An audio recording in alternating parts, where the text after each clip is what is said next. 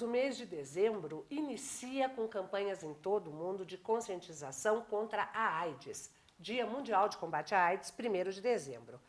E em todo o mundo são feitas ações para lembrar que a epidemia não foi embora e continua matando. Para falar sobre a situação da HIV/AIDS em Ponta Grossa, eu recebo hoje aqui o enfermeiro Jean Zuber, que é o coordenador do CTA, Centro de Testagem e Aconselhamento sobre DSTs em geral e AIDS. Jean, prazer te receber, seja bem-vindo. Eu que agradeço a oportunidade. Nós estamos aí com mais de 30 anos de existência do HIV/AIDS, nós tivemos aí uma geração que viu seus ídolos morrendo na frente deles, né, na TV, e uma geração que se cuidou. E hoje nós temos o pessoal aí que não está nem ligando. Essa é uma dificuldade que a gente enfrenta. Então, como essa geração não viu pessoas de destaque adoecendo por conta da doença, acabou se banalizando, juntamente também com a entrada dos avanços científicos. Então, os medicamentos garantiram uma excelente qualidade de vida e as pessoas agora banalizaram a situação da AIDS em si, né? Então, é bem complicado para os serviços de saúde e é uma doença de destaque ainda no nosso meio. Mas isso não significa, nós temos aí hoje, né, começou como os coquetéis lá, né, os antivirais, e as pessoas acabaram convivendo com a doença, como você convive com hipertensão ou com diabetes e tal, mas não é bem assim, não é um panorama cor-de-rosa, né, você conviver com isso. Hoje o que pega mais para as pessoas que convivem com HIV/AIDS é a situação do preconceito, porque a doença traz um estigma muito grande ainda. Com os avanços científicos, os medicamentos diminuíram a quantidade de tomadas por dia. Hoje nós temos tratamento com 2 comprimidos de manhã e 2 à noite, tem tratamentos com 1 comprimido ao dia, porém o que pesa ainda é o preconceito. As pessoas não conseguiram se desvencilhar dessa situação. Então, quando você conversa com a paciente que convive com HIV/AIDS, ele sempre relata isso, que o que dói mesmo nele é o preconceito da própria família ou mesmo da sociedade em si, por ele estar convivendo com a doença. E a questão vamos dizer, da sensibilidade do organismo dele a outras doenças, isso não tem medicação que resolva, né? Ele continua sendo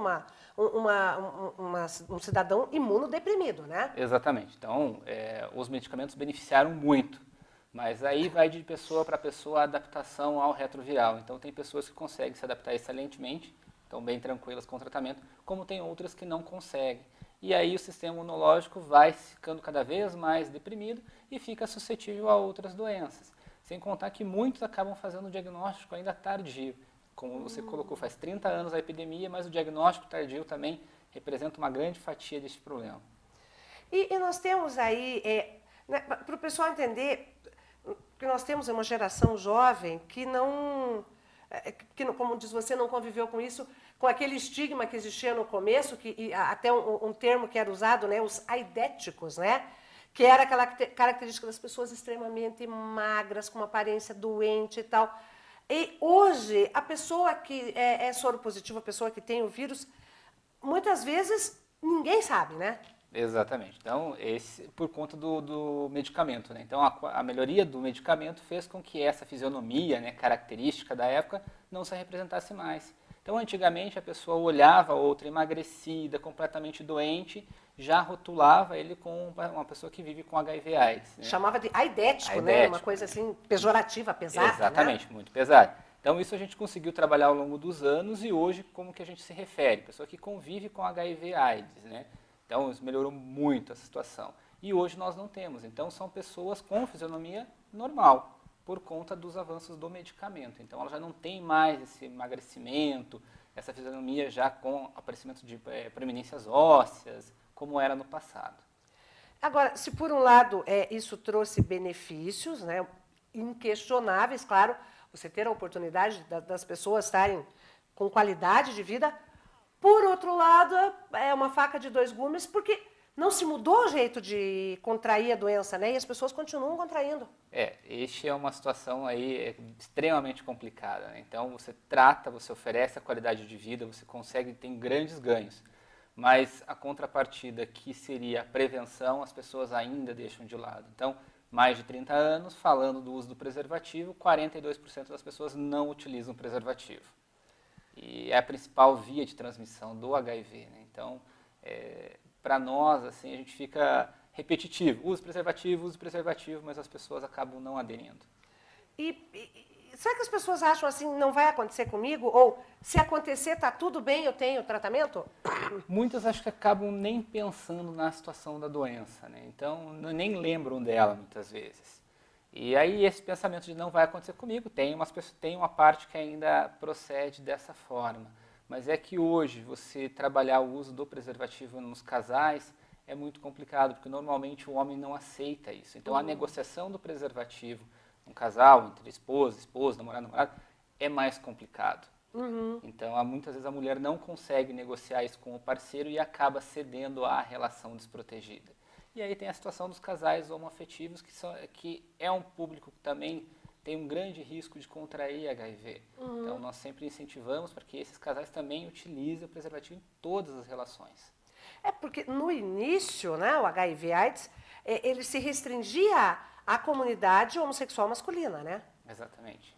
Os primeiros casos aí, depois que todo mundo acabou virando uma doença democrática, né? Antigamente nós tínhamos os famosos grupos de risco, né? Então se encaixavam os homossexuais, os profissionais do sexo e aqueles que usavam drogas injetáveis. Com o passar do tempo, nós fomos notando que não eram só eles os suscetíveis, eram todas as pessoas que tinham comportamentos de risco. Então, nós assumimos que qualquer relação desprotegida é um comportamento de risco.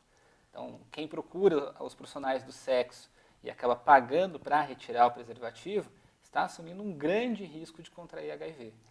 Exatamente. E o que acontece entre os casais é que, me parece que o apelo ao uso do preservativo acaba sendo uma presunção de infidelidade, né? Você quer que eu use porque você não confia em mim. Isso é bem relatado lá no CTA, né? Então, conversando geralmente com mulheres, vem essa informação, meu marido não quer que faça relação sem preservativo, porque se eu tirar é que eu estou tendo um caso extraconjugal. E ela fica muitas vezes sem argumentos, e a sociedade por si só ela é machista, todos nós sabemos, né?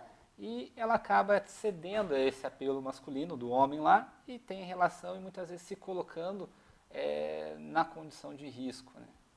E hoje a diversidade de relações sexuais é muito maior do que há alguns anos, né? Então, a tendência é que você tenha um risco maior de multiplicação, não só de HIV/AIDS, como de todas as DSTs, né? Sim, sim. Inclusive, a situação da sífilis no Brasil preocupa muito, né? Porque nós tivemos aí um período onde o primeiro medicamento de escolha não estava disponível no Brasil, então nós tivemos que importar esse medicamento.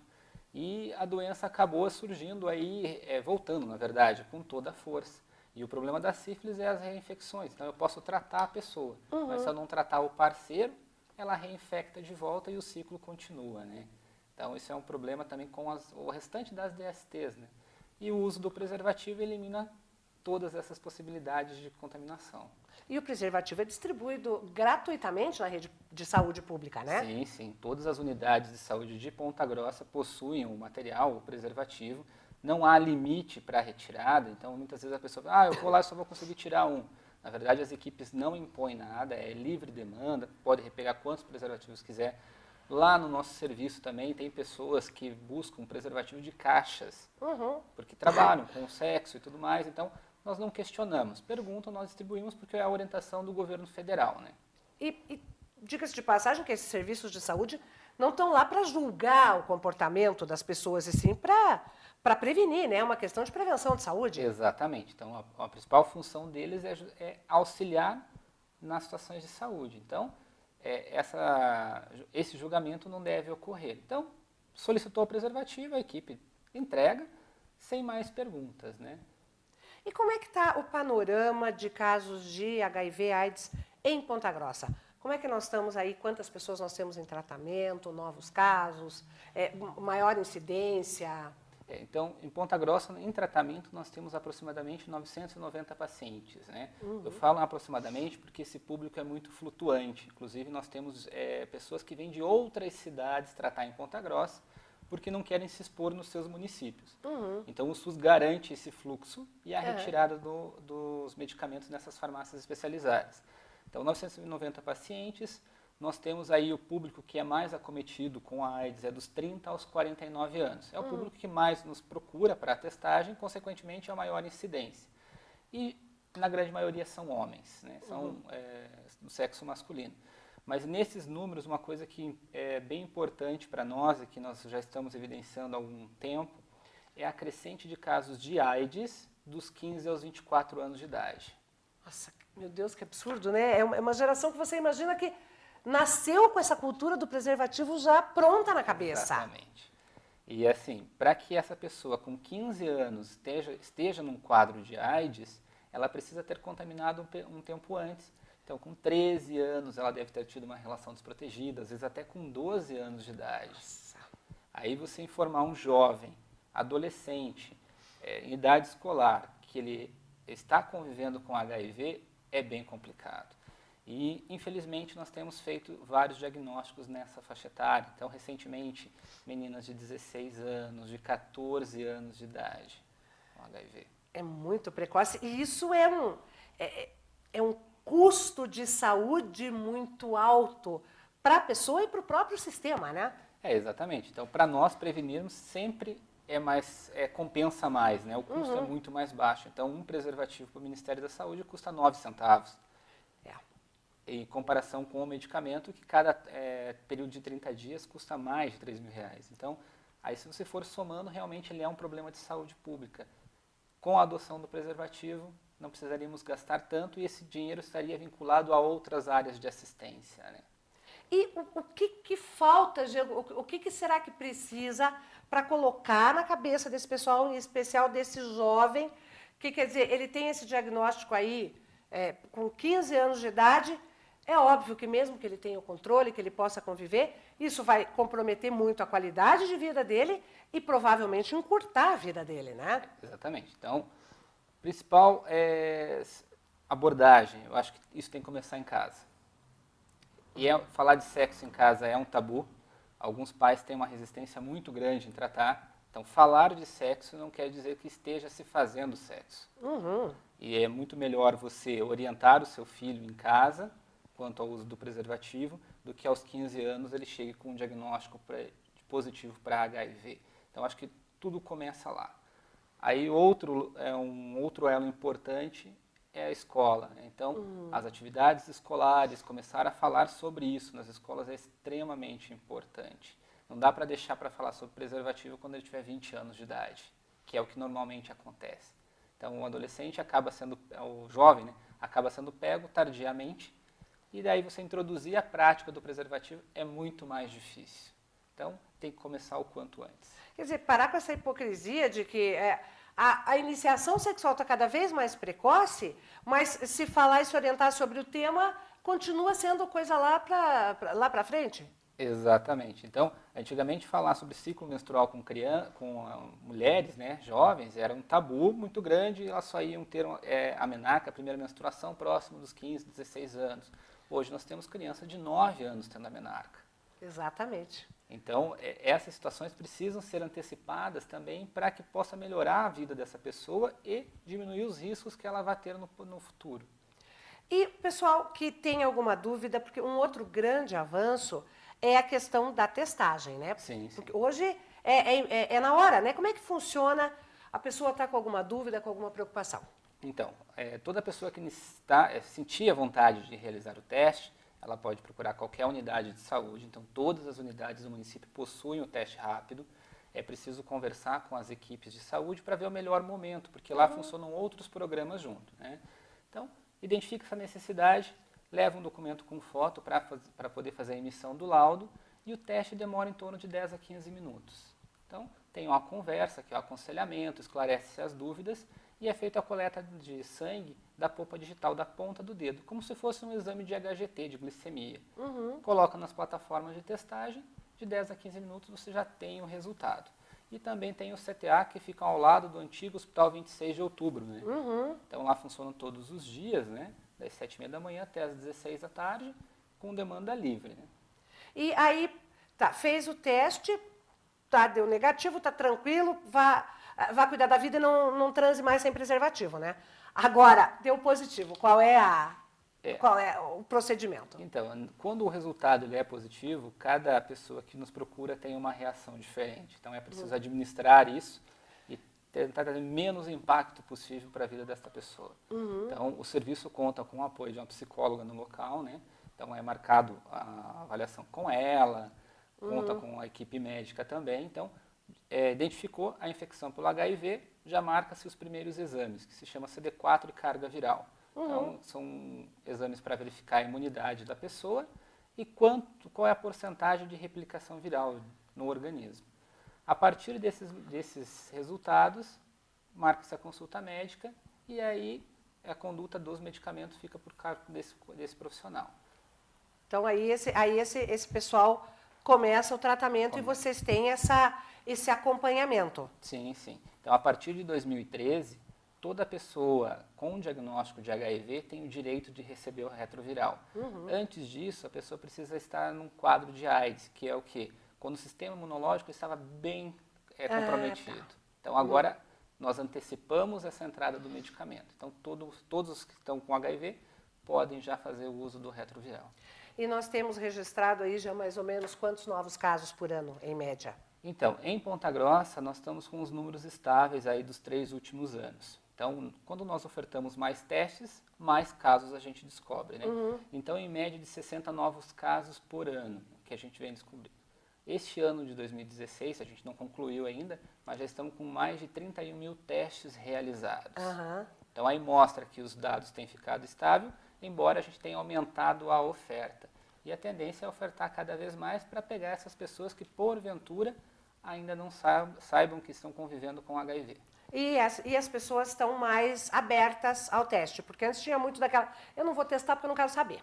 Exatamente. Então, elas já nos procuram porque a internet ela também beneficia isso, né? As pessoas acabam buscando informações, sabem da existência do teste também. A mídia é um grande parceiro nosso na divulgação das testagens e elas nos procuram lá.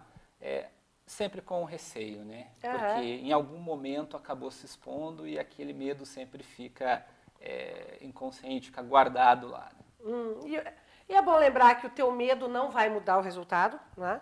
E quanto mais cedo, como qualquer doença, quanto mais cedo você começar a tratar, melhor o resultado, né? Com certeza. Então, essa é a chave do tratamento. Então, o mais precoce possível, melhor. Nós temos casos aí de casais em que um dos membros acaba indo para o hospital, tem uma piora no quadro de saúde significativa e acaba fazendo um diagnóstico de HIV já internado, muitas vezes na UTI.